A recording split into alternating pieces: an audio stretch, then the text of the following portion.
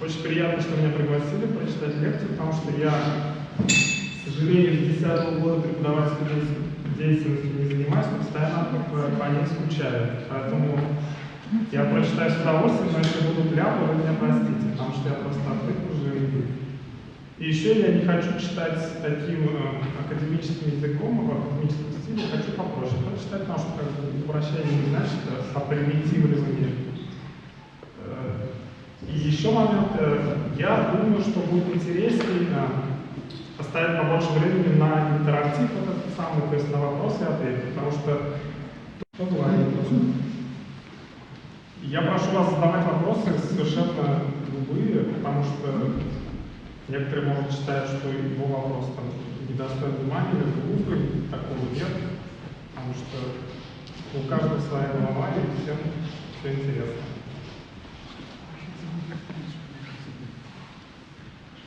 Тему мы обозначили как «Москва и татарский мир». Решили не мудрствовать лукаво, потому что у меня вторая книга, она называется «Москва и татарский мир». Сейчас от волнения забыл прям точное название, но сейчас она выглядит. Но тема эта очень большая, «Москва и татарский мир», ее невозможно в течение 50 минут лекции объять, поэтому и как бы даже за несколько лет, которые требуются на написание книжки, тоже практически невозможно. Поэтому я ее ограничил 15-16 веками. Возможно, мы будем выходить на чуть более такие широкие горизонты 13-17 века. Вот это обложка моей книги. Вот название «Сотрудничество и противостояние двух перемен» 15-16 века. Она вышла в издательстве «Евразия» в Санкт-Петербурге, которая специализируется на подобной литературе, взаимоотношениях с восточными странами и так далее. И есть еще момент. Она, к сожалению, книжный бизнес у нас не очень еще развит хорошо, я бы сказал. То есть книги, которые вышли в Москве, они продаются в Москве, Санкт-Петербурге и так далее. То есть эту книжку, к сожалению, вот, к моему сожалению, было очень трудно купить здесь. А почему-то люди в интернет-магазине не очень часто заходят. То есть на Озоне ее заказать было не проблема, но... И поэтому мой коллега Марат Гатин, он предложил мне: ты не хочешь ее в более такой научно-популярной форме переиздать, допустим, у нас в Казани. Я сначала сказал, не вижу смысла, а потом подумал, почему нет. Потому что просто нет распространения, как бы меня спрашивают, а где идите? Я говорю, идите в Озон. Не хотят почему-то они. Поэтому, почему я это говорю? Вот вторая версия, более научно-популярная, хотя она тоже, я старался легко писать. Она вышла в Казани через 2 года. Название немножко изменено, но суть как бы та же. Это вот взаимоотношения между московским государством и татарским государством в последние 15-16 века. По объему она меньше, поэтому легко читается, там всякие сноски, научно-справочный аппарат мы постарались минимизировать. Немножко скажу вообще, почему я этой темой занялся.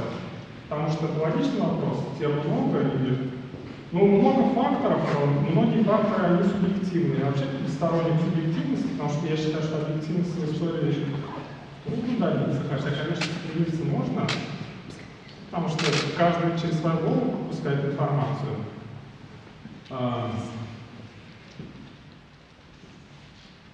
Так вот, один из факторов, который вообще влияет очень сильно на людей, которые вот приходят там на первом курсе учиться, на исторический факультет, на других факультетах, это хороший лектор. То есть тот, кто хорошо читает лекции, он, естественно, привлекает внимание студентов, и студенты к нему будут писать часовые. А чем он занимается, это уже второй вопрос для студентов, потому что они в конъюнктуре на первом курсе абсолютно не разбираются. Потому что есть темы более как бы спонсируемые, те же сталинские репрессии, уж тем более какие-то политологические темы. С ними как бы проще прожить в финансовом плане, как историку. Но студенты этого ничего не знают. Средневековая история, она достаточно провальная в финансовом плане тему, то есть найти деньги сложно и так далее. Но это выясняется уже к 5-му курсу, и то даже позже. Поэтому один из факторов был, это мой научный руководитель Игорь Петрович Ермолаев, профессор Казанского университета. Он очень хорошо читал лекции, это был профессор еще старой советской школы. Я не говорю, что она вся была хорошая, но там были, по крайней мере, школа была. То есть люди могли читать лекции, могли привлекать внимание, и я пошел к нему. То есть один из факторов это просто мой научный руководитель, который, я считаю, сделал достаточно многое для того, чтобы я стал доктором, хотя у нас не такие уж простые с ним отношения, но тем не менее. Вот. И еще это было время 90-х годов, начало 90-х годов, когда был всплеск интереса к национальной истории, как это всегда бывает, когда какие-то централизованные структуры начинают немножко пошатываться, что в принципе нормально, потому что более такого либерального государства, наверное, всегда как бы это интересно. Но у нас вот произошло так, что, потому что сейчас немножко опять интерес угасает. Вот. Поэтому, видимо, вот, учитывая все эти факторы, Игорь Петрович предложил мне на тему дипломной работы избрать Касимское ханство. Ну, я ее избрал, потому что я этим занимался немножко в предыдущих курсовых работах. В общем, первая книжка у меня, в которой по результату кандидатской диссертации, дипломная работа превратилась в кандидатскую, потом все это превратилось в монографию, она называлась «Касимское ханство». Касимское ханство – это один из наследников Золотой Орды, так же, как и другие более известные ханства, например, Крымское, Казанское, Сибирское. Но про него мало говорят, потому что оно юридически входило в состав московского государства, находилось на его территории, и правители были подвластны, скажем так, Москве. Однако, вот, когда он мне эту тему уже поднял, я понял, что много достаточно материалов у меня собралось, которые тематически в первую книгу не входило. Ну, тут даже дело не в том, что как бы, нужно было как-то этот материал вытащить на свет Божий, а то, что интересные темы вылезали через вот эту вроде как бы узкую тему. Ну, потому что смотришь на улице, ты знаешь, что такое Касимское ханство? Обычно не знают, это нормально, потому что люди не обязаны все знать. Когда ты начинаешь говорить, что вот есть город Касимов, недалеко от Рязани, уже как бы начинается что-то. Потому что там было ханство, это знают, скорее всего, те, кто там живут. Потому что там все-таки проводятся мероприятия. Вот через эту тему я вышел на более широкий горизонт. И вот они в этих двух книгах, одна научная, одна научно-популярная, я уже как бы их, так сказать, без всякой цензуры, потому что диссертация, она все-таки, тут ты думаешь о том, что тебе же нужно ее защищать, то есть проходить процедуру аттестации, ты там кое-что себе позволить не можешь. По-моему, Фрейд даже писал, что немецкая школа, что вы как бы диссертацию защитите сначала, а потом делайте, что хотите. Вот, как бы. Поэтому во второй, скажем так, книге я вел себя более свободно и уже как бы не думал о цензуре, потому что цензура все равно присутствует, считается в научном мире, историческим, да, средневековой России, как бы московский журнал, допустим, более престижный, чем казанский. Ну, это действительно так, потому что просто степень раскрутки выше.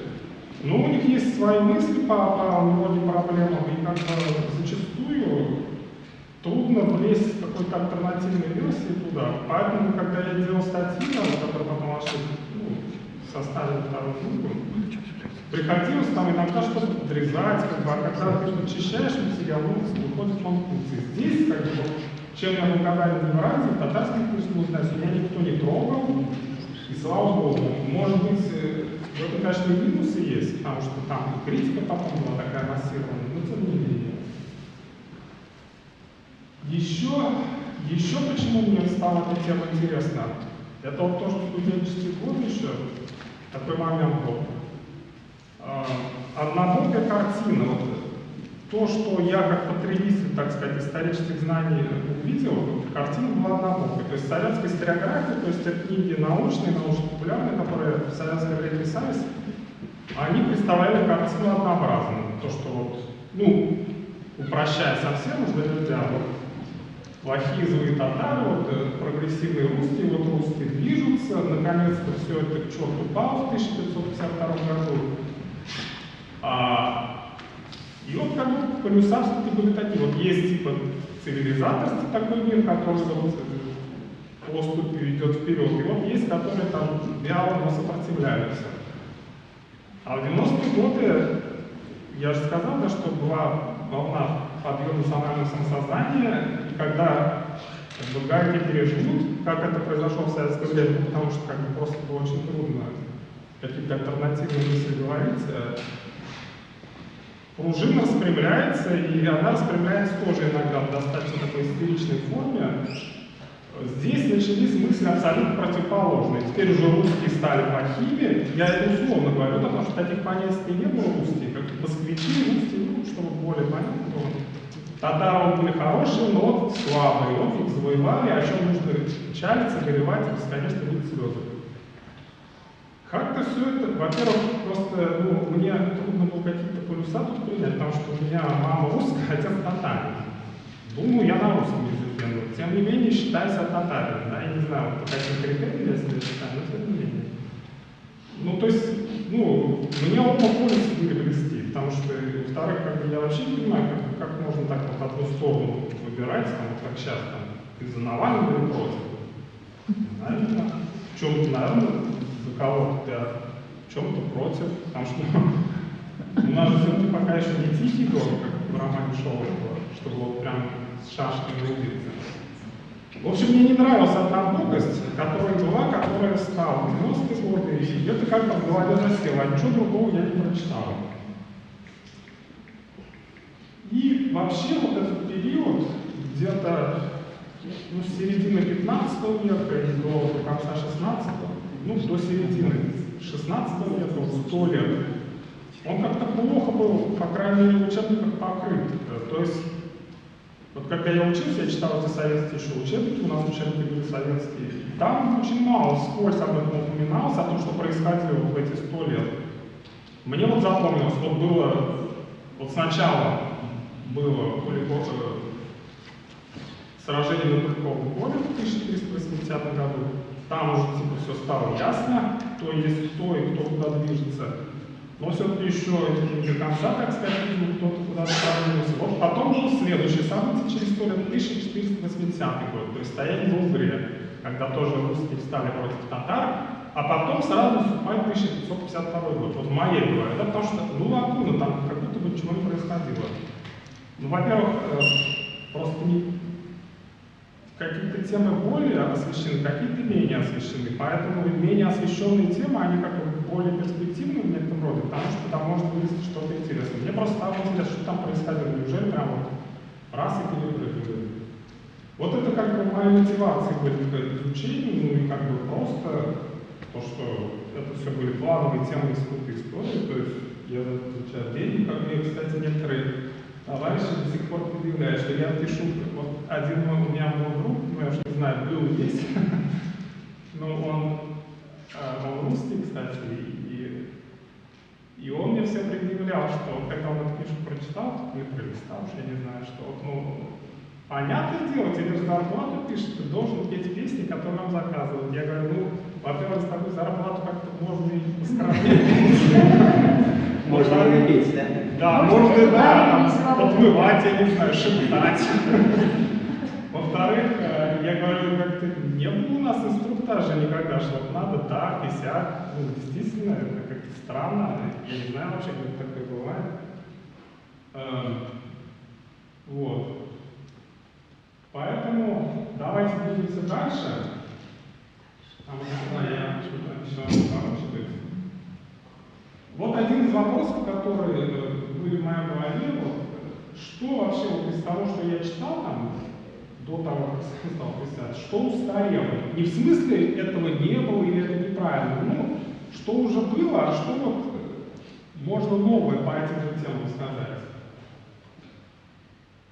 И вот я набросал вот такие пункты, уже постфактум, как бы после выхода книги. Во-первых, вот, на мой взгляд, неадекватный образ Москвы или Московии, как ее называли западные путешественники, как жертвы Золотой Орды и просто золотоордынских государств.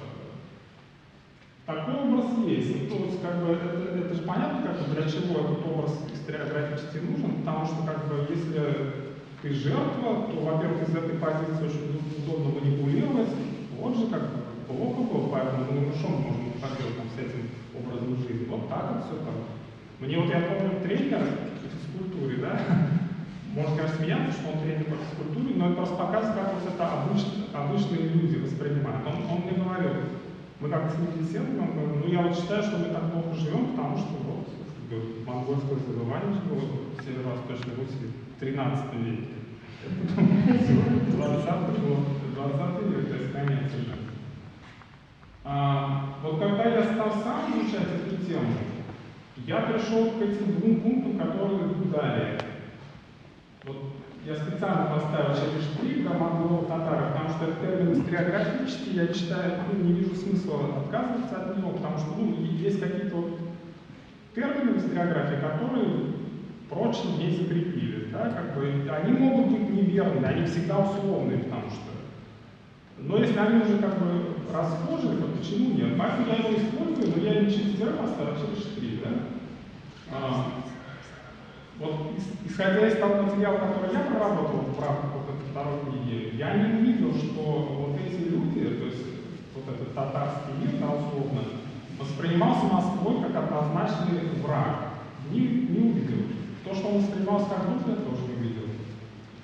Антагонизму, который из учебников на меня льются, да, из этих классических советских учебников шел, я тоже не увидел. Ну, я еще раз как подчеркну, что я не увидел никакой дружбы, это тоже нет. Вот еще моменты, которые меня интересовали, и по которым есть у меня мысли сейчас уже после вот этих двух первых моих книг. Когда вот произошло вот это самое пресловутое освобождение от ордынского ига, потому что очень много позиций, так сказать, вот как я говорю, я первую уже точку обозначил, это Куликовская битва 1380 года, из учебников проступало, что вот уже она как бы, акценты расставила, куда движется этот мир, так сказать, вот в отношениях между Москвой и Татарами. Вторая точка, она как бы типа закрепила успех стояния на Угре, когда вот уже типа татарская сторона, там ведь не было сражения военного в 1480 году, но там был такой момент, что пришла одна страна татарская, то есть представитель Большой Орды, основного государства, наследника Золотой Орды тогда, пришло как бы на Москву с тем, чтобы восстановить выплату дани, но, к сожалению, для этой стороны как бы, это не получилось реализовать, они постояли и по ряду причин ушли, то есть в сражении не вступили. В принципе, учебники это подавали как однозначное поражение. В принципе, кстати, верно подавали, потому что да, если ты пришел зачем-то и это не получилось сделать, наверное, это оно и есть. Другой вопрос, там моментов много было интересных, но факт есть факт. Третья точка, которая уже у меня из новейшей историографии, которая в 90-е годы выходила, позже сложилось, что, возможно, один из пунктов, важный пункт освобождения от ордынского ига, это вот взятие Казани и Астрахани, то есть середина 16 века, потому что это такое двойное как бы событие, там 4 года с большей разницы, и оно очень сильно поменяло ситуацию. И есть еще четвертый пункт, он формальный, то есть как бы про него мало кто знает, потому что это дата из документов, это дата, когда именно формально, то есть выражаясь современным языком, юридически московское государство отказалось платить дань в Крым. Это было прямо в документе записано. Он опубликован, этот документ, как бы никакого секрета, что вот там говорилось, если переводить на современный язык, что так как московское государство отныне независимое и никому ничего не должно, а дань, которая до этого платилась в Крым, более платиться не будет. Уже интересный момент, потому что ведь, на основании чего вообще изучать историю? На основании каких-то устных рассказов, на основании чувств, эмоций или на основании документов. Вот здесь это сухой документ, как бы, без всяких эмоций, без интерпретации, просто бумажка было записано.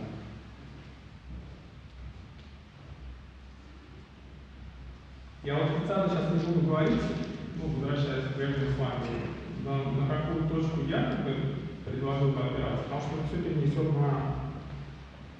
на вопрос-ответ. Вот некоторые моменты после изучения вот этой темы большой, Москва и татарский мир в 15-16 веках, они для меня как бы остались еще открыты. Там целая куча таких моментов, и вообще как бы можно бесконечно заниматься этой темой. Ну, потому что много источников, действительно, вот я там смотрел, допустим, есть основной архив по этому периоду, и по этой теме это Российский государственный архив древних актов. Он находится в Москве, потому что все документы перевезли туда. Ну, вернее, документов татарского происхождения почти нет сейчас, потому что, ну, непонятно, куда они делись, может, сгорели при взятии Казани, может, куда-то пропали. Ну, факт, что нет. В любом случае, мы опираемся на документы московского происхождения, они все, естественно, находятся и находились, и находятся в Москве. Так вот, там, в этом РГАДе просто куча неопубликованных посольских книг, то есть документов по международным отношениям между Москвой и Крымом. Там это публиковать еще очень много. Там есть, конечно, ну, вот у меня отец покойный, он был математиком, и, естественно, я имел честь общаться с представителями вот этих самых естественных наук. И я помню, как-то один его коллега сказал, что вот когда все оцифруют, выложат в интернет, все источники эти исторические, то нужды в вас, ну так он и сказал, у вас историков не будет. Вот я вот подумал, когда вот читал эти документы по взаимоотношениям с Крымом, что, во-первых, они очень много уже опубликованы, выложены в сеть, читать не хочу. Много не опубликовано. Если бы они даже были опубликованы, то далеко не просто разобраться в этих документах, потому что это просто огромный массив. Вот представляете, как бухгалтерскую документацию, допустим, хотя бы одного какого-нибудь ИП или ООО. Сейчас вот, ну, предложат вот по этому документу представить, допустим, как жилось в Казани там, в 2021 году. Это сложно, там тьма нюансов, которые неинтересны. Есть какие-то моменты, которые, ну, делают похоже в представлениях, а какие-то нет. Поэтому, да, многие моменты остались открытыми. Вот один из них — это то, что, на мой взгляд, нельзя говорить об однозначном распаде Золотой Орды в 15 веке. А о нем говорят. Ну, говорят почему? Тоже потому, что была такая историографическая традиция советская. Ведь было постановление 1944 года, когда, по сути, на уровне ЦК, КПСС, было запрещено, ну, таких слов не произносилось, но как бы рекомендация была такая, которая закреплена документально, не заниматься вот темой Золотой Орды, потому что это типа не актуально, и вообще это хищническое государство. Ей не занимались. И даже любое упоминание вот этого государства, просто Золотая Орда, оно как бы было красной тряпкой для ученых, которые хотят опубликовать книгу по теме близкой к этому.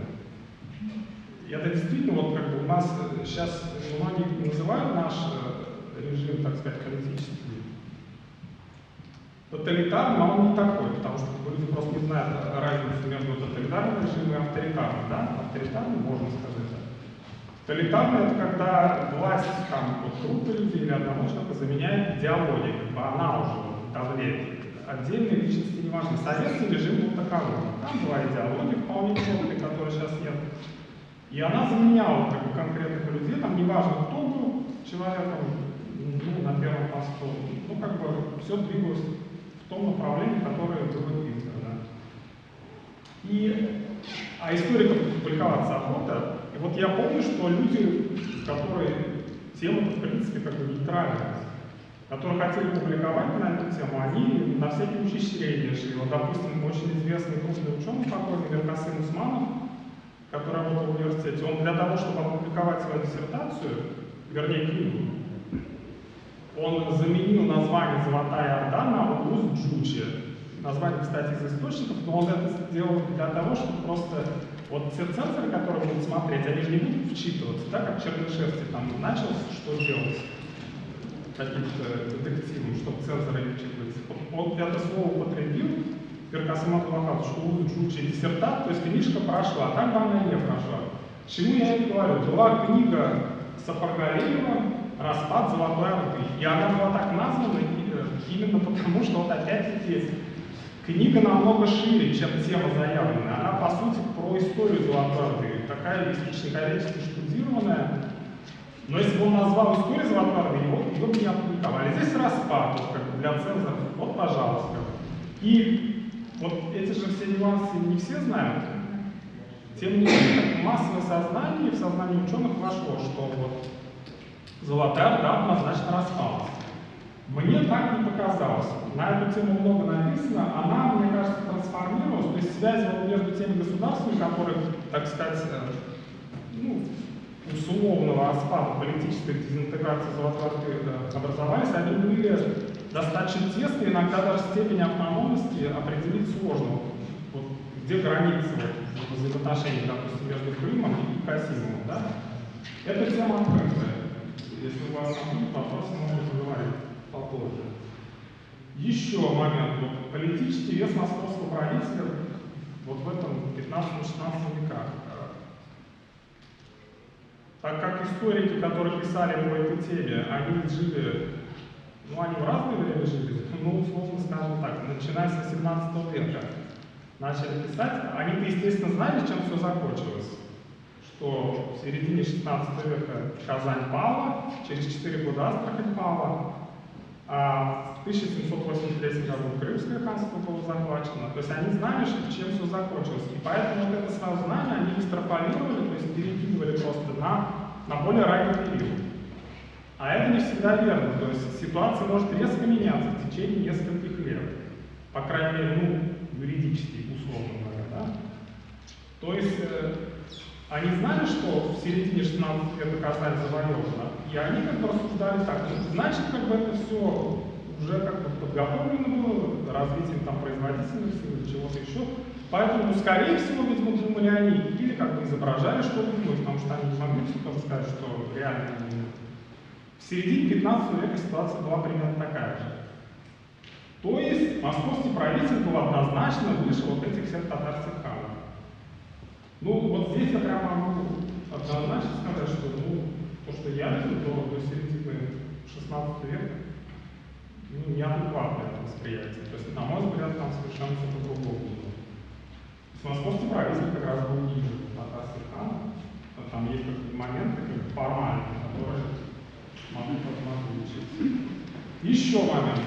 Почему вообще вот такой взгляд в историографии советской сложился, да, который, кстати, сейчас все равно опять возвращается, потому что опять централизация, утверждение вертикали власти и так далее, как бы мы опять начали собирать автомат, как в анекдоте, да? Я иду на макаронную фабрику, детали там украл, чтобы что-нибудь там сварганить, а вот все собирается автомат постоянно. Вот у нас, почему это было? Потому что заводы многие же были ориентированы на быструю ориентацию на военные нужды.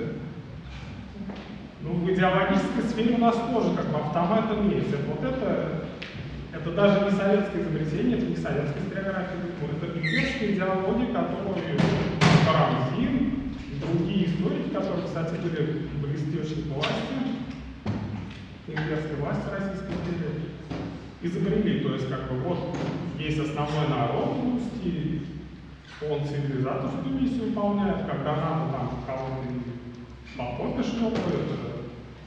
И вот эти лекала, они все были перевезены. Откуда вообще вот они этот взгляд взяли? Да, они же все-таки историки были достаточно качественные, Карамзин уже как-то в такое время очень был хорошим историком. Потому что они опирались на такой источник, который называется «Русские летописи». Тут момент такой есть, что каждый источник ведь он имеет свою цель, для чего-то пишется. Они не пишутся никогда для того, чтобы оставить память, значит, потомкам. Для этого пишут исторические исследования иногда. И то у них цель есть какая-то. Летописи, они велись как бы в хронологическом плане, то есть там по датам, по событиям, поэтому для историка это очень удобно. И как бы создается иллюзия, что ты читаешь то, что было. Потому что там написано, в воскресенье там было то-то, а в понедельник то-то, а там в следующий день было еще что-то. Но до недавних пор, как бы не учитывал, для чего они создавали. Они не создавались для того, чтобы... Во-первых, они не создавались для практической жизни, даже в то время, в 15-16 веках. Это был источник идеологический. Они, в принципе, писали для того, чтобы... Ведь они же тогда верили в средние века, в 15-16 веках, по крайней мере, что в конце 16 века будет конец света.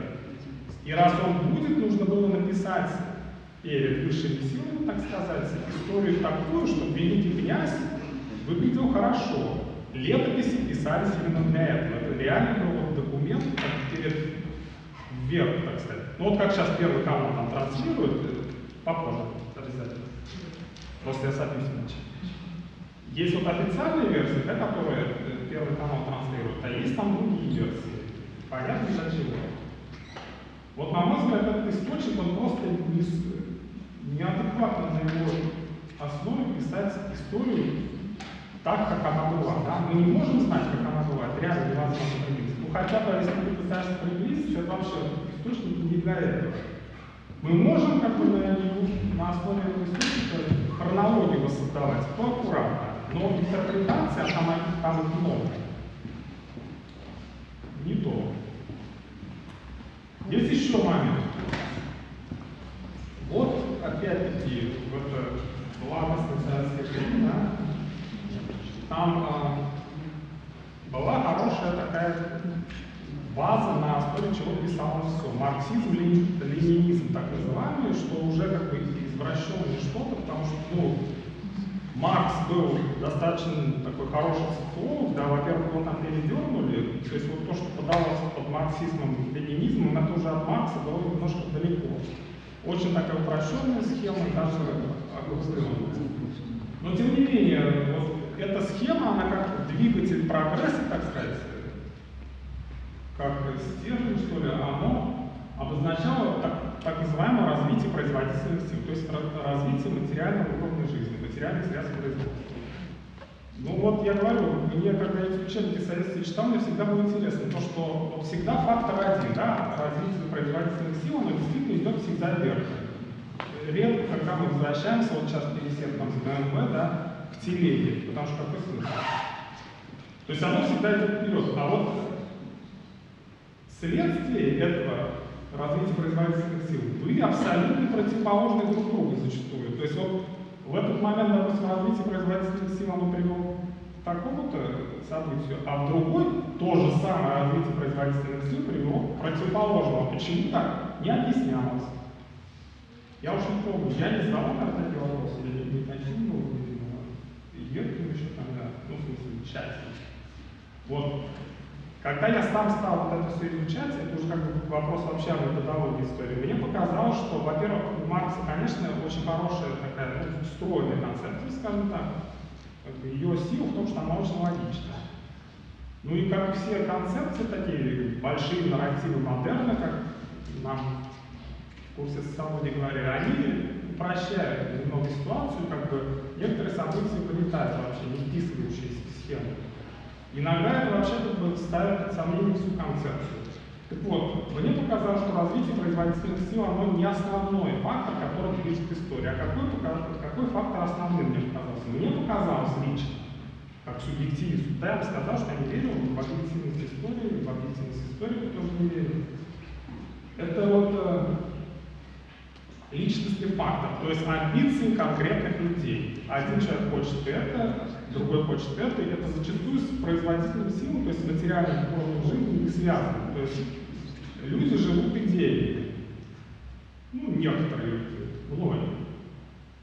И вот это, мне кажется, и было, по крайней мере, вот, исходя из того материала, который я по 15-16 лет работал, это был основным двигателем того, почему это происходило именно так. Потому что амбиций конкретных людей было немного, потому что я занимался как бы высшей прослойкой, уровень правителей и именно армии. Ну вот мне задавали, да, вопрос как-то, как смотрелась Москва из Казани и Астрахани в 15-16 веке. У меня это в книжке есть, я просто взял, процитировал из книжки, а как бы в книжке это, соответственно, из источника попало, а источник тоже опубликован. Впрочем, в интернете прям лежит в «Эхо веков». То есть вот этот источник, который называется «Запер на мои дела и приказания», он приписывается, его авторство, последнему сииду Казанского ханства, шарифу, у которого вроде как литературный псевдоним был Шериф Хаджитахани. Вот как он обозначает. Он писался, этот источник, по поводу конкретного события, насколько я помню, неудачного похода московского государства на Казань, если память не изменяет, а у нас дата неплохо, в 1549 году. То есть уже за 2 года до взятия, то есть, в принципе, было уже понятно, куда что движется, но не до конца еще. И вот этот поход как бы не удался у Москвы, то есть они вернулись домой. И вот по этому поводу последний сиид писал. Ну тут моменты какие? Во-первых, он был сиидом, то есть представителем духовенства. Представители любой религии, они, естественно, предвзято относятся к представителям другой веры. Поэтому тут как бы толерантного отношения нет. Вот он писал. Мне сказали, кстати, что перевод не очень хороший, ну, суть, я думаю, передана.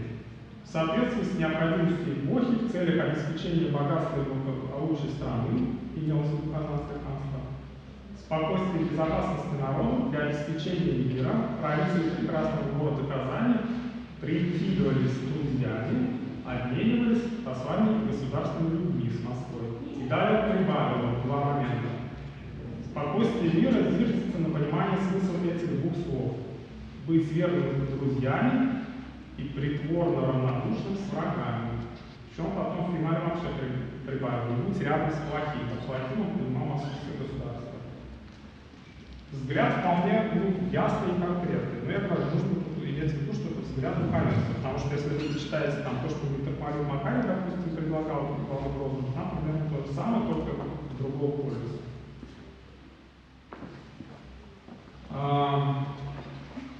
Вообще, я вот все, что происходило в этот длительный период, 13-17 века, да, я говорю, можно быть немножко на более широкий горизонт, я это вижу как кармический такой бумеранг, который, кстати, совсем не происходит. Ну, у меня такое представление.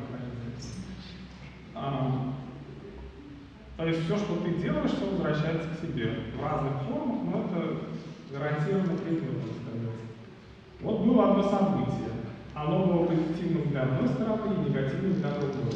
Взятие северо-восточных русских княжеств, большинства монгольскими войсками в 1237-41 году. После этого установилась, так сказать, власть Золотой Орды над Русью. Естественно, для татарской стороны условно, да? Это был позитив, потому что владения приумножились, там дань и все такое. Для московской, для русской стороны, для северо-восточных русских княжеств, естественно, это была полная катастрофа. Церкви были разрушены, там люди погибли и так далее, и так далее. Ну, в середине 16 века произошел примерно наоборот. То есть уже другая сторона, одна сторона ослабела, другая стала более сильной, она сделала как бы с другой стороны примерно то же самое, что та до этого сделала с ней. То есть Казань была взята, тоже летописи, ты не только источники, которые сравнивались, пишут о достаточно таком жестоком взятии города, но оно и не могло быть другим. Взятие города всегда.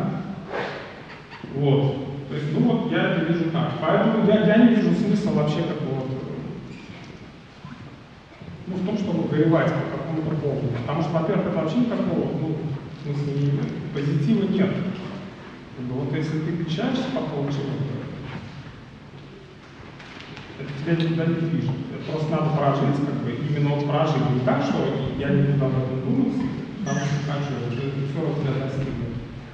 Поэтому вот у нас есть такой историк в Казани, правда, он там книгу пока еще не написал, хотя считает казанскую науку туземной, как он выразился. Просто мне интересно, как бы, чтобы кого-то так строго следить, да, мне кажется, нужно самому что-то написать. Вот где-то вот на уровне туземной науки, но статьи у него есть, но книг нет. Вот он считает, что, ну вот в данном случае я считаю, что он как бы правильно считает. То есть я говорю такого нет, что вот человек вообще как бы не прав тотально на все ситуации. кто-то прав. Что вот взятие Казани, как бы, в Казани, в Татарстане, как бы, не изжитает травму татарского народа. Я, в принципе, поддерживаю эту мысль, потому что действительно с травмой мы не работаем, как бы, ничего не проработаем, так же, как казахский феномен, да, вот он был, как бы, сейчас пытаются люди делать вид, что его не было. Вот у нас сейчас Казань красивый, криминал нет, и так далее. Так, вот еще есть одна книжка, сделаю себе небольшую рекламу, ну, не только себе, а количество авторов. Тоже на эту тему, она не моя, то есть я ее не писал, я там написал только одну статью.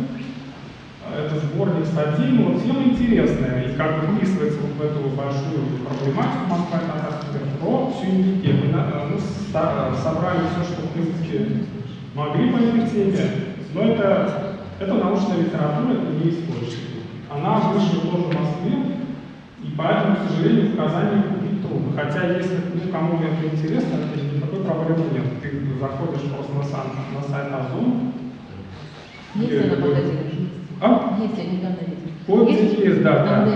Но почему-то меня до сих пор все равно долго вот этим вопросом, ты не можешь ли ее продать? Я говорю, я не могу этим не заниматься. Я специально обратился к достаточно серьезным издательству, чтобы вот не заниматься вот этим делом, которое не твое. То есть кто-то пишет книги, кто-то их издает, а кто-то их продает. Разные вещи.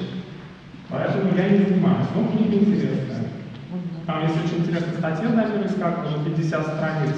И там, по сути, в принципе, я считаю, вот все, что про среди есть, он собрал. Ну, я покажу просто, чтобы вот уже завершая, перейти к нашей интересной стадии вопросов и ответов. Просто вот то, что сохранилось от вот этого периода, от 15-16 веков, от татарских ханств.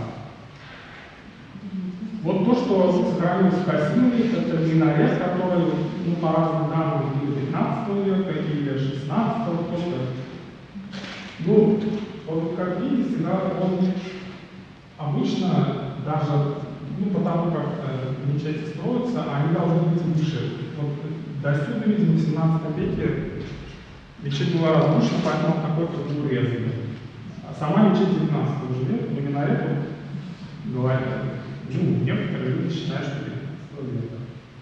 Возможно, они правы, потому что, по крайней мере, он сильно отличается по камню от того, что было позже. Так, это Титие, то есть мавзолей одного из казанских ханов, который трижды был ханом в Казани и 4 раза в Касимове, Шах Али, которого считают предателем татарского народа, ужасным человеком и так далее. Ну, факт есть факт, что он был правителем, вот он похоронен в этом Титие, который, кстати, как американский историк заметил, я даже не замечаю, насколько привыкли, как живем. В каком плачевном состоянии находится здание. На самом деле оно действительно плачевное, но как видим, забор немножко разрушен, штукатурка осыпалась. Это тоже то же самое Титие, с другой стороны. Это надпись на Титие, вот это самое мавзолей Шах Али. Вход вниз. Это вот то, что внизу, могилы. Ну вот есть версия, что вот среди этих могил, как видите, они не подписаны, там нужно разбираться, и, наверное, это уже точно уже никогда не определили, кто там лежит. Ну, возможно, где-то здесь лежит Сюбике, потому что, судя по всему, она все умерла в Касимове. Кладбище татарское, достаточно обширное. Это вот реконструкция ханского дворца покойного доктора архитектуры Нияза Арчевича Халитова. Он мне любезно предоставил, когда еще был жив. Ну, то есть, как я вам говорил, да, вот то, что мы видели на первом слайде, вот он где-то вот отсюда, вот так вроде как было ранее, 15-16 века, ну, 16. Крым, ну, там много сохранилось, вот Ханский дворец. Он, кстати, этот дворец достаточно, ну, непонятно, какими были дворцы в других государствах, по крайней мере, в Казани, потому что не сохранилось данных, а Крымский дворец не сохранился. Но он, как бы, я думаю, не особо как бы похож на то, что было, допустим, в Казани, потому что они, конечно, копировали, как бы все это могут заметить сами, в Стамбуле с Османской империей. Ну, копировали, но финансовых средств у них было не столько, как у османов, поэтому дворец, конечно, попроще, по крайней мере, в плане объема, масштаба, но очень красивый. Это тоже кладбище. Это вот мусульманские гробницы крымских храмов, первых, Хаджибили, Бельгибили. Ну и здесь она не в таком виде, вернее, сохранился там основ, ее достроили. Да. То есть 1501 год, ну, это от того, что сохранилось. Это школа, условно говоря, которая была построена там в Деревне, тоже, естественно, реконструированная. Но это к более раннему периоду относится, нежели 15-16 века. Вернее, 15 век, но с самого начала. Это мавзолей дочери одного из крупных политиков Золотой Орды, который не был ханом, он был вторым лицом, в виде гея, как он из историографии нашел. Ну, тоже очень красивый впечатляет. Вот на этом месте, на этом, потому что здесь, ну, как полагались, находилась столица Сибирского ханства. Сейчас, естественно, там осталось, из-за того, что река разрывает, очень мало, но ранее было больше. Просто как бы, ну, интересно посмотреть, в каком месте все это ходило. На берегу реки, чтобы трудно было тут спуститься. На берегу реки. Ой, я забыл. Там Тобольская какая-то. Тобол? Посмотришь, ты знаешь, что плохо это, да, всякие. Не позорь мне предыдущие. Тем более можно у вас спросить. Серьезно, просто. Я когда там был последний раз, там много разных гостей. Я все тоже Смотрели небольшой речки Сибири. но это нет, там посмотрим. Это то же самое, то есть вот, то, что было на верхе, а дальше оно здесь. Так, все, пожалуйста. В Истере ничего, к сожалению, ничего не осталось. Ну там они, потому что строили, ведь Сибирское ханство, оно больше ключевым государством было. У них, как бы, да, не было нужды. Потому что были государства вот среди этих позднезолотарных государств, они более оседлые, как, например, Казанское ханство. Это было обычно связано с объективными причинами, то есть с тем, какая местность. Вот в Казани я вот сколько, когда уже этой темой начал заниматься, просто когда там на дачу еду, я смотрю, какая местность. Там невозможно уже ночевать, там перелез представляют. Степь нужно для этого. А в Сибири там можно, в принципе, да? Все, как бы, вводная часть, как мы говорили, закончена. Вы можете задавать вопросы. Я, с вашего позволения, сяду, потому что, видимо, не старость, но радость. Сейчас. Спасибо за внимание. Можно вопрос? Я вот, когда вожу экскурсии, я объясняю просто москвичам отношения между Москвой и Казанью, как сейчас, между Казанью и Москвой, ну, сейчас, да, то есть есть регионы, да, и центр, как бы, вот они перетягивают, кто из них что, да, то есть они говорят, давайте поставим своего. Ну, и даже, наверное, между чувашами и Москвой. Мы сейчас поставим типа, вот своего, там, из Единой России, вот он будет против. Нет, мы хотим, чтобы был чуваш, который там знает. Насколько это вообще было похоже на нынешнюю ситуацию? Насколько, вот, вы сейчас обрисовали современную ситуацию, же правильно? Да, как насколько там 16 век, тут уже, значит, вторая половина 16 века, вроде Казанское царство существует, есть там наместник, который... Да.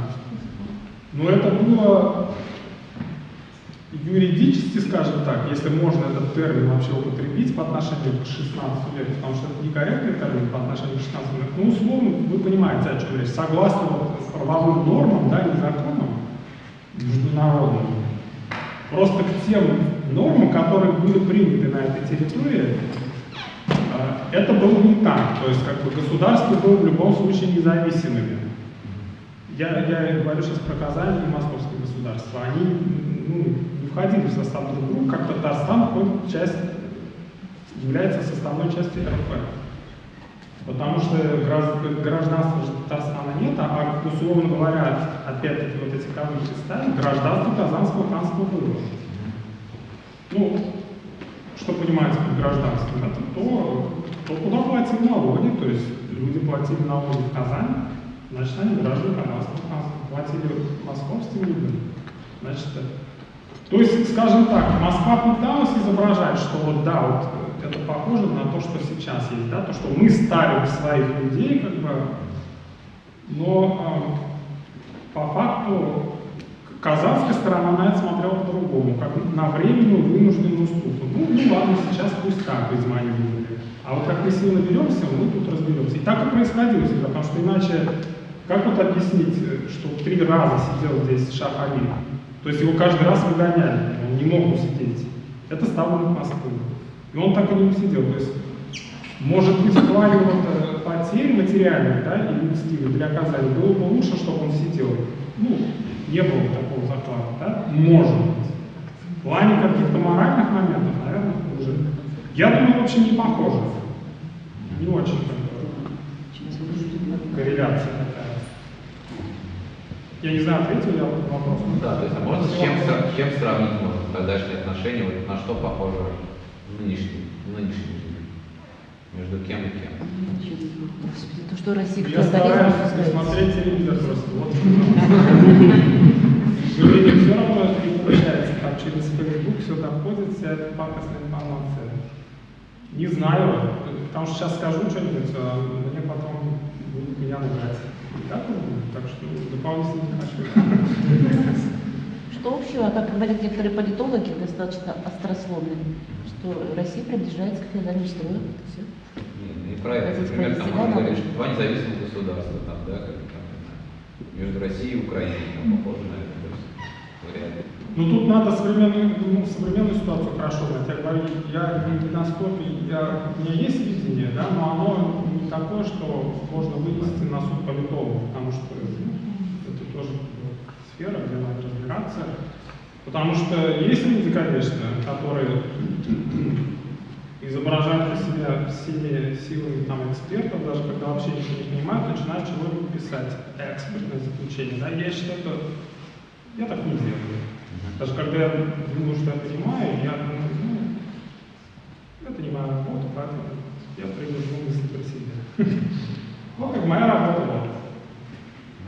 А вот какой был статус у татар в Москве в то время? То есть, ну как вы же сказали, там кто-то, я вспомнил, в общем, что мусульмане воспринимали, естественно, что он же как бы не христианин, соответственно, с ним как бы разговаривать особо не очень, потому что он вообще другой ментальность. Но при этом татары в Москве были, я так понимаю, да? Не крещенные, я так понимаю, да? Вот как к ним вообще относились? Но это зависит от времени, про которое мы говорим. Если говорить про время 15-16 века, конечно, к ним относились как к представителю, так сказать, вышестоящей страны, на мой взгляд. Потихоньку эта ситуация менялась, но после взятия Казани, естественно, стало понятно, куда движется вот этот мир взаимоотношений Москвы и татарских государств. Но вообще, как бы, в любом случае, ведь, понимаете, вот был царь, так назвали независимого правителя, ну, в котором никого нет.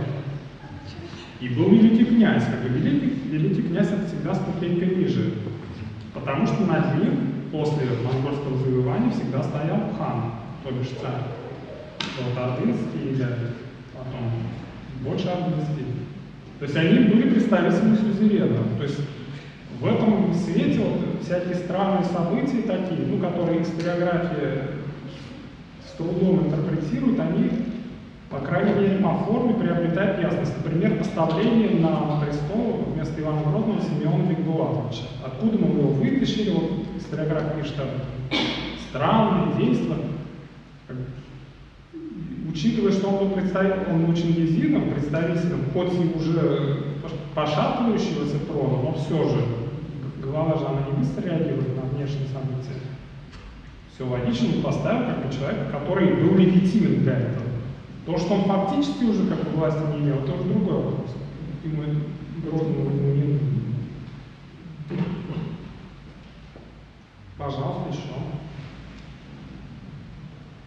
Ваши сегодня лекции больше похожи на презентацию вашей книги.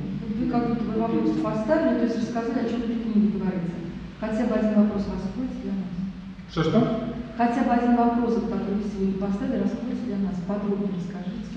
Так а я тебе сказал, что действительно книга достаточно большая, и про все говорить невозможно. Как бы. Я как тизер, да, вот как наши организаторы используют такие слова, использовал это как тизер, то есть чтобы люди, кто заинтересовался, сами посмотрели и прочитали. Я и сказал, как бы задайте после лекции, да, вопросы, которые вас интересуют. Вот какой вас конкретно интересует? Любой возьмите какой-нибудь период, да. Насколько нас есть еще время? Ну, я просто не вижу в этом смысла, потому что, ну, какой смысл пересказывать то, что написано? Бессмыслица, на мой взгляд. Литературы очень много, невозможно все прочитать. Мы решили на лекцию, что в сжатой форме хоть что-то узнать. Ну, я думаю, что я за час достаточно много уже закинул информации. Уж как бы вы можете сказать, что лекция была бездарной, и уйти с гневом. Я ничего не могу поделать. Если вы конкретный вопрос зададите, я с удовольствием отвечу в короткой манере. А давайте вот вы вынесли там несколько вопросов таких дискуссионных. Вот, например, про вопрос времени фактического распада Золотой Орды. Да. Я так понимаю, что вы считаете, что там, в 15 веке, грубо говоря, она просто немножко поменяла свою форму. Вот. Мне из того, что вот видится, мне как-то на самом деле даже странно слышать такой установку вопроса, потому что, вот как бы была Золотая Орда, потом она прекратилась. Да, естественно, какие-то из ее осколков там продолжали друг друга взаимодействовать, влиять, но является ли это именно положением Золотой Орды, или это уже как бы работа в других новых государствах, в новых условиях, там Римское ханство пыталось самоутвердиться и там на Волге, и на севере, но это уже как бы может быть история Римского ханства на Золотой Орде. Ну вот, отвечая так кратко, но ёбко, я бы на ваш вопрос могу вот что сказать. Термин «Золотая Орда» — это историографический, то есть его выдумали, он не использовался в реальной жизни вообще. Государство называлось по-разному. Например, оно называлось Урус-Джуче. Зачастую оно называлось каждым новым правителем по имени предыдущего правителя. Допустим, Улус-Бертека при последующем правителе, Улус-Узбека. Но было одно такое общее название в Золотой Орде, которое использовалось. Это Великий Урус, Улу-Урус. Так вот если придерживаться того, что вы озвучили, да, тогда должно быть название поменяться, но государство всегда называлось Великий Урус. То есть вот после такого события в 1502 году, как взятие крымским ханом Большеордынской ставки, то есть Большая Орда считалась основным наследником Золотой Орды, а крымские правители, которые тоже являются чингизидами, но отпочковались, они претендовали на этот вот центральный, скажем так, трон. Если это стало после этого события, да, крымский хан Большеордынскую ставку взял, то есть он, как бы, грубо говоря, победил. Если произошла смена, так сказать, государства, то, наверное, произошла бы смена названия. Так, название Крымское ханство тоже в источниках нет. Оно называлось Улук-Урус. То есть он просто счел, что он отодвинул одну линию чингизидов и заменил ее другой, тоже чингизидской, но боковой. Логика здесь есть, что с другой стороны, когда германский король взял Рим и назвал себя римским императором, это же как бы не стало возрождением Римской империи западной. Священная Римская империя германской нации — это совсем другое, мы понимаем, что это название похоже. Ну, понимаете, тогда надо говорить о критериях. Что есть критерии как бы единого государства, что есть критерии отношений независимых государств. Вот есть, допустим, такой момент, который вообще как в массовой литературе про него не говорят, не потому что он запретный, а потому что просто это уже такая тонкость, которую не считать нужно учитывать. А она показательная. Вот был уровень первых лиц государства, да, в татарских вот этих государствах, которые образовались после распада Золотой Орды, был уровень ниже, уровень князей. То есть первая линия — это чингизиды, и был уровень 4 кланов, которые составляли, грубо говоря, да, там при хане. Эти 4 клана, они, естественно, кристаллизовались в Золотой Орде еще, вот в этом Великом Улусе. после распада, вот если говорить, да, потому что как бы чингизиды стали, они были все чингизидами, но в Крыме сидела одна ветвь, там в Казани другая. Эти кланы, они практически сохранились вот в каждом из этих государств, и они перемещались между этими государствами без всяких проблем. То есть, вот, допустим,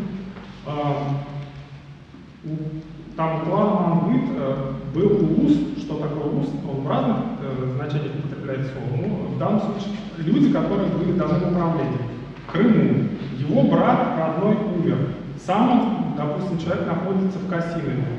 Крымский хан пишет московскому правителю, что у такого-то в Крыму его брат умер, люди некому за людьми присматриваться. Пусть он, если желает, из Касимова переместится в Крым и будет управлять этими людьми. Никакой проблемы в этом не было. То есть, если это такие все независимые государства, а почему они как бы перемещались, как бы и считали как бы тот улус тоже своим? То есть, не знаю, для европейского феодализма, наверное, нормально. Здесь кто-нибудь из родственников умер и наследовал, и вот здравствуйте, у нас вот и в Германии есть какое-нибудь графство, и во Франции есть у нас графство. Ну, я скажу так, понимаете, естественные изменения произошли. Потому что, как минимум, не стало единого хана, которого все признавали. Вот после этого захвата крымским ханом Большеордынской ставки, да, в 1502 году. Основного, единого, скажем так, авторитета, который признавали все, не стало. Каждый стал претендовать на эту роль, считая себя таковым. То есть изменения, конечно, произошли. Другой вопрос, они не были такими, что бесповоротными и однозначными.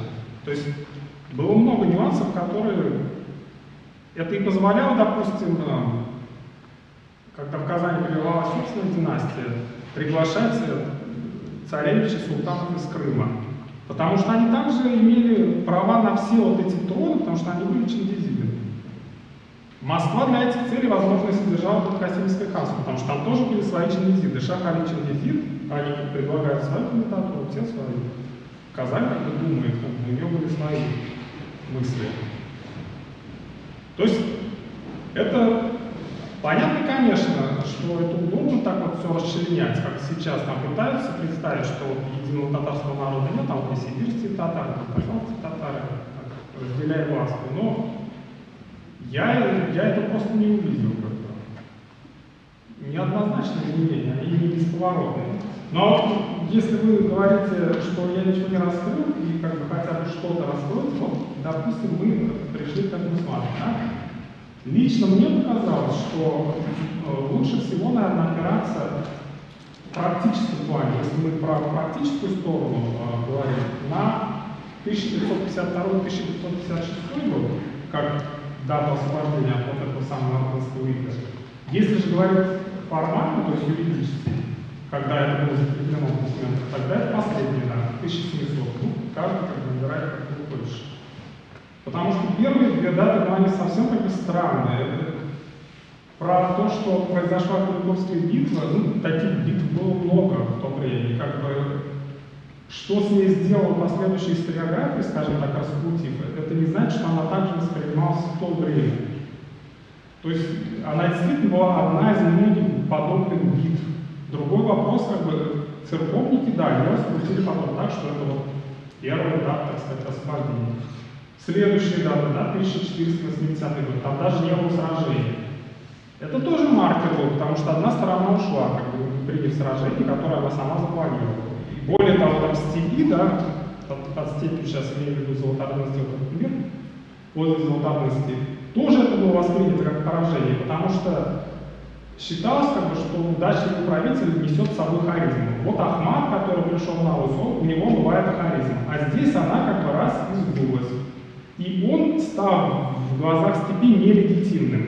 И это через год же было как бы, ну, явно отражено. То есть его просто убили.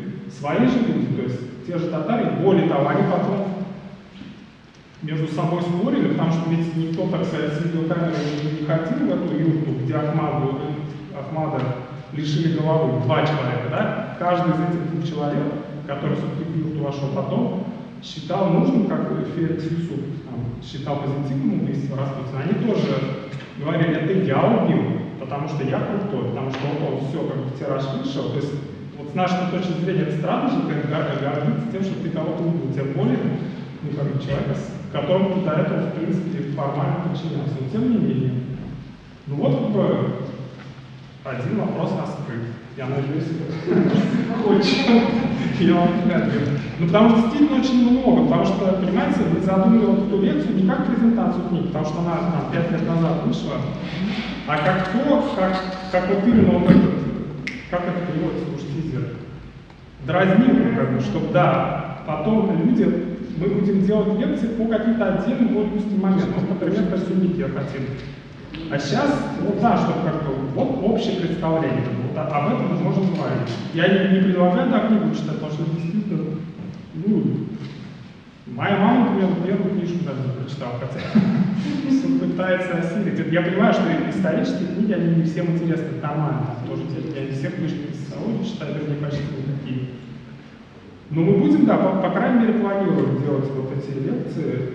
Если меня еще пригласят, я с удовольствием, я могу там организаторам накидать список вопросов, которые... Это главная тема вообще ваших работ, да? Это, скажем так, тема, которая закрыта, ну, для меня. То есть я все, что хотел по этой теме, сказал. Потому что тема большая, вот, ей можно заниматься всю жизнь, и даже многим людям. Потому что она, ну, много случаев и так далее. Ну, вот просто как у кого какие интересы. Я вообще как бы свою работу воспринимаю вот как тизер, да, как привлечение внимания к каким-то пунктам, которые недостаточно освещены. Я их не пытаюсь осветить от и до, потому что, ну, не моя работа, мне это неинтересно. Я как вот штрихами обозначаю кое-что, а потом люди могут узнать, потому что по поводу этой второй книги, допустим, очень большая критика была. Я потом посчитал, 50 страниц было, несколько статей, как бы рецензий. На 50 страниц. 50 страниц это очень много. Люди еще ждали, что я буду на каждую статью отвечать, там на 8 статей. Это еще было 50 страниц. Я так и сказал, что, ну, господа, следующая книга, у меня пока что нет таких мощностей механических, чтобы еще ее писать. У каждого своя задача, понимаете? Кто-то вот хочет быть таким мессией, так сказать. Вот я человек, который знает по этой теме все. У меня такой задачи вообще нет. Я много чего не знаю, как бы кое-что знаю, кое-что готов из того, что знаю, осветить. Ну что я там сложу руки вот так и скажу. Ну так что? А еще можно Не моя спросить задача. у вас, хорошо, 1552 год освободились от Иг, да? 56-й. В чем оно выражалось, как Иг? Иго. Да, вот, может быть, нам еще Да, ну зафиксировать, понятно, что там там. платили 14, 1480, сажали там Как-то мы не думали, да, что именно еще позже там, будет, так да, далее. хватит? Взаимодействие было определенное, уже не говоря о том, что дать собиралась, там, да, поставили Иго в данном случае, конечно. Иван Капитолий, а 1552 год. Я понял вас, да. Смотрите. Иго термин условный, историографический, да, как бы не очень хороший, но как бы нашел уже массовое сознание. Можно это назвать более научным. Просто говорим, что лекцию делаем на человека, который не специалист, это нормально. Зависимость от московской стороны, от позднего Золотоордынского мира, да, государства. Просто вот такой штрих опять-таки. Вот после, как я уже говорил, взятия Большеордынской ставки в 1502 году, крымский хан счел, и это было действительно легитимно в рамках тех правовых норм, что он теперь вот является тем самым Золотоордынским ханом, ханом Великого Уруса. В этой роли, естественно, он был сюзереном московского великого князя или царя позже. Они этот термин, кстати, не признавали, этот титул, вернее, у московской стороны. Если каждая сторона думала по-своему, то есть пыталась представить, вернее, ситуацию по-своему, но даже во второй половине XVI века московский правитель, который вроде как бы, согласно даже тому, что я сказал, да, освободился от этого самого Ига, на некоторые города, которые он в Ливоне захватывал, не в Ливоне, там рядом, не в Ливоне, они уже были фактически захвачены московской стороной, но действие без одобрения верховного, так сказать, начальства, да, было нелегитимным. Так вот он просил крымского хана этой легитимации, что он признал, что эти города за Москвой. То есть они фактически все равно были за Москвой уже захвачены, и как бы Крым никаких мощностей не имел, чтобы ситуацию изменить, да и желания, в принципе, не имел. Но сила традиции, да, вот эта инерция традиции, она была такая, что он все равно Иван Грозный писал в Крыму. Это не показатель как-то. Ну и есть опять-таки формальный показатель, да, до 1553 года, после взятия Казани уже. Документально просто это отражено в источниках. В Касимов, который вообще даже вот в советских учебниках не отражено, что он являлся одним из поздних золотоордынских государств, ну типа вассальных государств, там под боком Москвы. В Касимов из Москвы платилась дань. Ну, выход он назывался, да, в источниках. То есть, неважно как называть, какие-то деньги. Они могли быть маленькими, могли действительно формальную функцию выполнять. Так и было, в принципе. Но если от нее все-таки не отказались, как бы юридически, да, это же тоже о чем-то говорит. То есть, понимаете, как вот это время, оно на самом деле 15-16 века изменений. Ситуация менялась, как она всегда меняется, потому что нет вот таких ну, границ четких. Просто ситуация менялась в течение всего вот этого 200-летнего периода.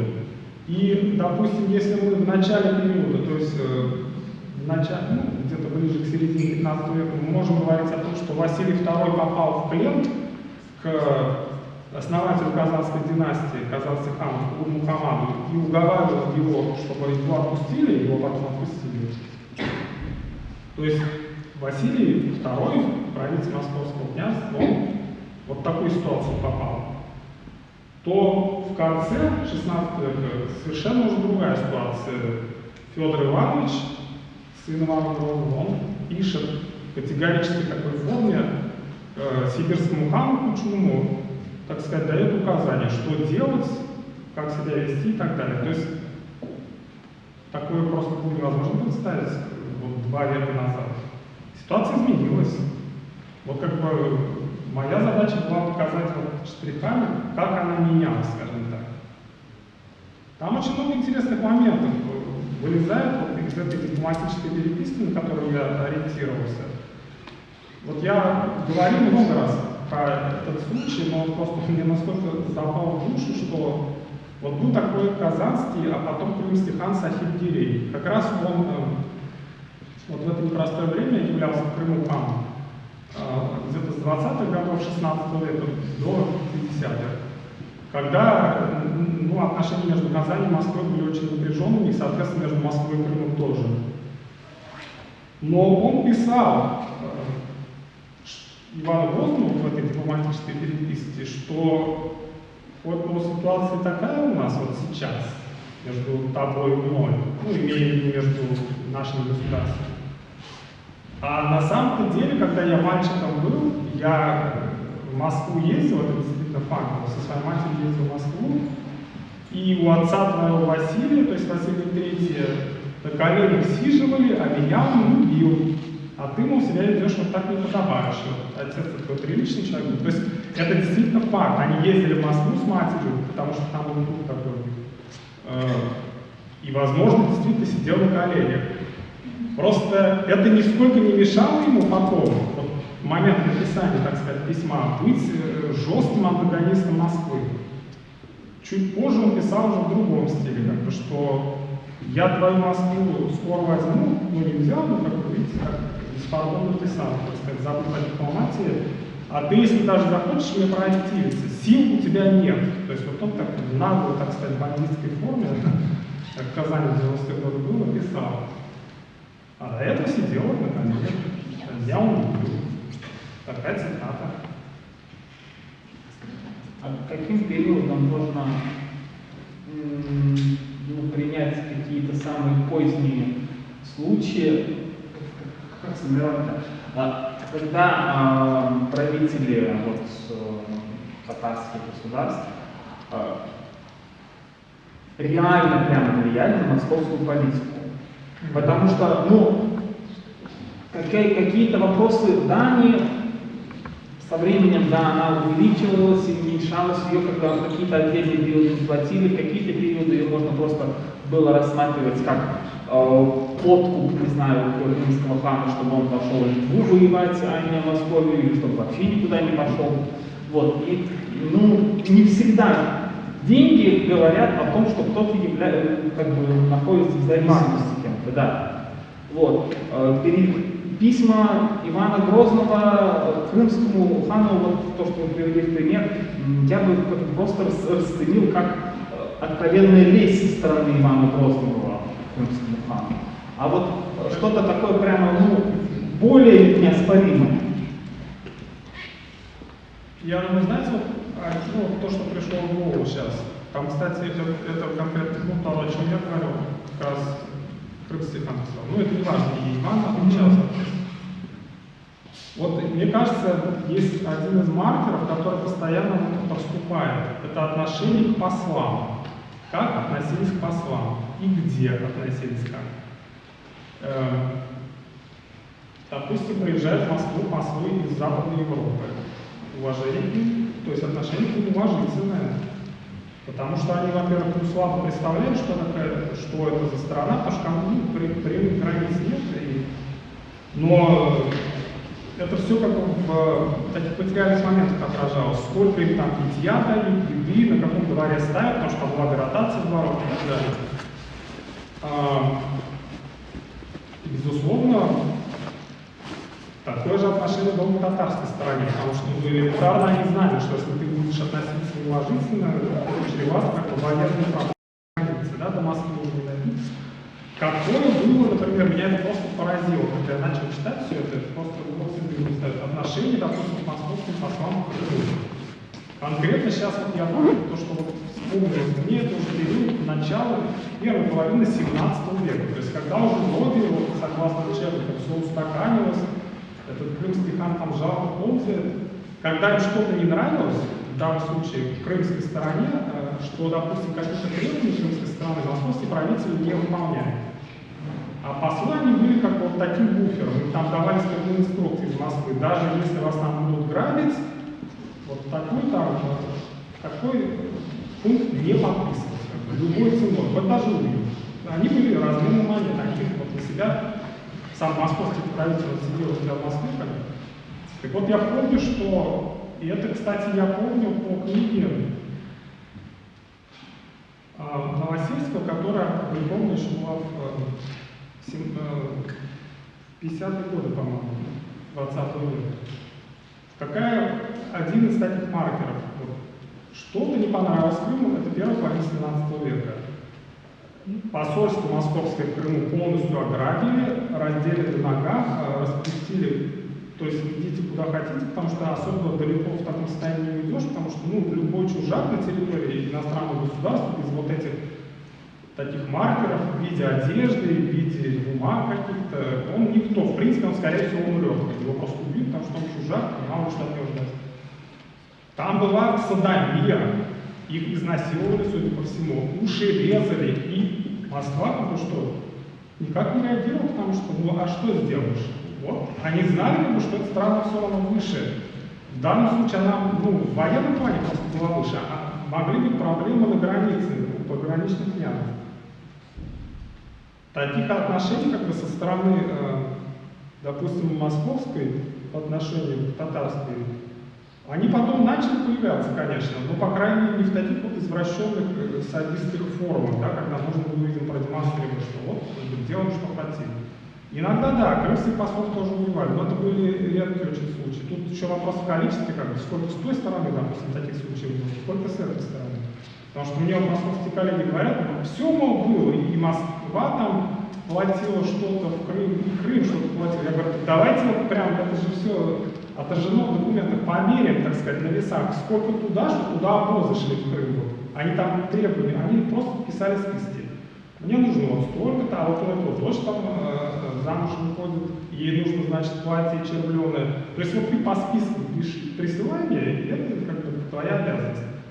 А Москва, допустим, иногда вот, изображая службу, крымский хан мог какой-то там, я не знаю, зуб рыбы прислать в Ну, одно дело зуд, а и другое дело, когда вот груженные обозы шли. Причем Москва, допустим, она тоже понимала, что за ситуация, но сил как бы не было выйти пока что из этих отношений. И,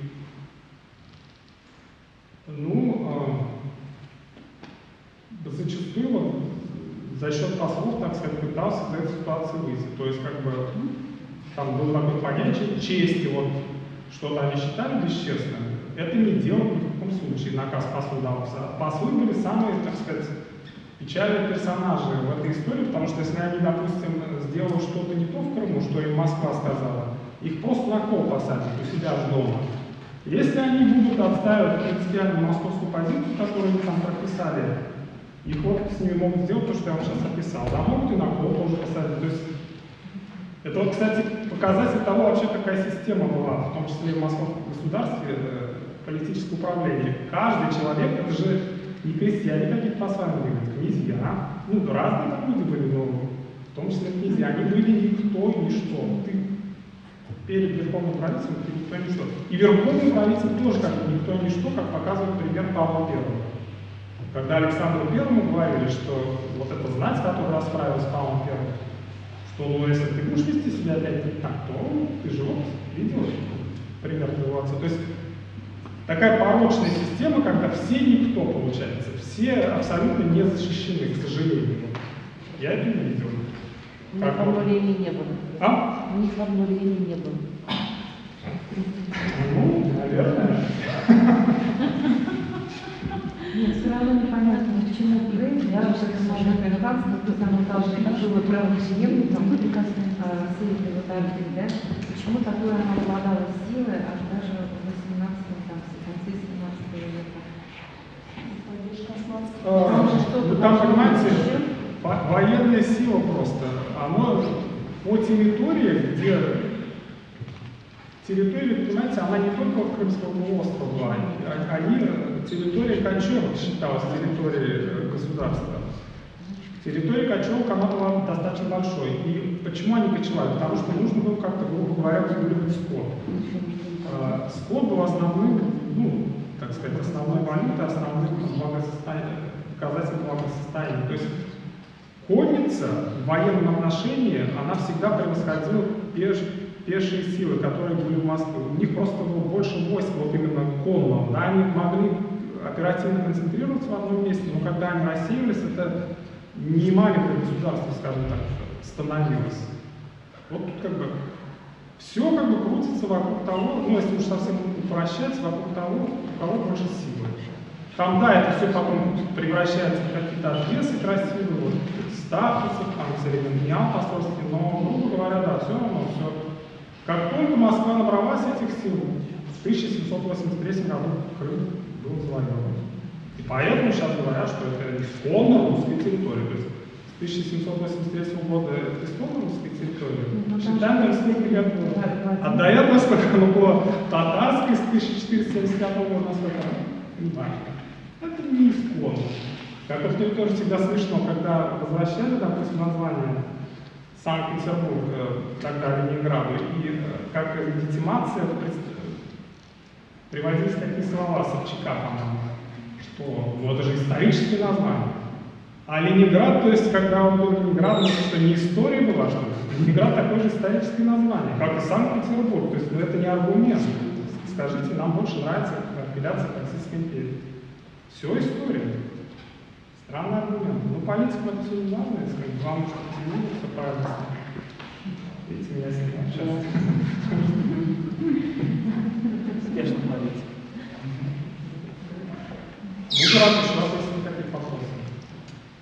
Я предлагаю, может быть, закончить, потому что 1,5 часа мы прям очень плотно посидели. Да. Спасибо, что пришли, потому что... Спасибо, Булатов. Первый, да. Я хочу вас поблагодарить, потому что вот недавно меня спросили, а какой у вас вообще бонус у вас историков, для чего вы работаете? Я говорю, ну знаете, знаешь девушку. Я сказал, ну я в числе прочего ради внимания работаю. Вот оно как бы, немного человек пришел. Ну, то есть нельзя сравнить со стадионом, да, Майкл Джексон. как один американский профессор сказал, что ты, наверное, не хочешь такие толку собирать, как Майкл Джексон. Я подумал, я бы не прочь, но я не соберу их никогда. То есть, если я собрал столько, уже хорошо. Спасибо большое. Здравствуйте, меня зовут Алексей Арзмайлов, я являюсь заведующим отделом Института истории, в котором работает в том числе Булат Раимович. Вот этот наш проект, который мы затеяли наш институт совместно с Национальной библиотекой, это такой в данном формате первый пилотный материал, такой первая пилотная лекция. И мы хотели, конечно, получить ответную реакцию от вас. То есть какие темы вам интересны, потому что мы действительно формулировали из того, что, как мы сами историки представляем, наиболее сложные темы. Часто эти темы очень сложны и интересны для самих историков, но мало интересны для вообще повседневных обычных людей, которые разбирают более прозаичные вопросы. Вот здесь то же самое. Мы хотим получить от вас ответную реакцию, какие темы вам наиболее интересны. Мне кажется, вы можете писать как раз и в Инстаграме Национальной библиотеки, оставлять свои отзывы, потому что проект только начинается, мы будем делать разные, я думаю, лекции, посвященные не только вообще в целом истории России, но я думаю, что и некоторым частым моментам, касаемо истории Казани, касаемо истории Татарстана, казанском влиянии. То есть мы надеемся на то, что такие лекции будут постоянными, мы надеемся, что вы будете постоянными нашими гостями, будет много разных лекторов, я думаю, что мы вместе сделаем проект. Спасибо. Ну, мы где-то запланировали где-то через пару недель. Да. Через пару недель. Это мы вам по секрету говорим первое. Нет, мы-то можем попросить, а вы можете представить как-нибудь? Что вы имеете в виду? Вы что хотите? А что вы можете Нет, предложить? здесь вопрос немножко не так. Мы можем представлять разные варианты, но здесь вопрос в том, что не каждая тема, естественно, там проработана с той же тщательностью, с которой, например, проработаны отдельные вопросы. То есть поэтому мы, конечно, можем сказать, вы представляете любую тему по истории Казани, или по истории Казанской губернии, по истории казахского народа, по истории Российской империи. Если вам интересна какая-то тематика, связанная, например, с историей Казани, у нас есть наметки такие. Есть у нас идея о том, что мы хотим делать целые лекции, посвященные тому, как восстанавливать родословные свои, как работать по истории деревень, как восстанавливать историю своих населенных пунктов, в которых родились ваши предки и жили в различных территориях.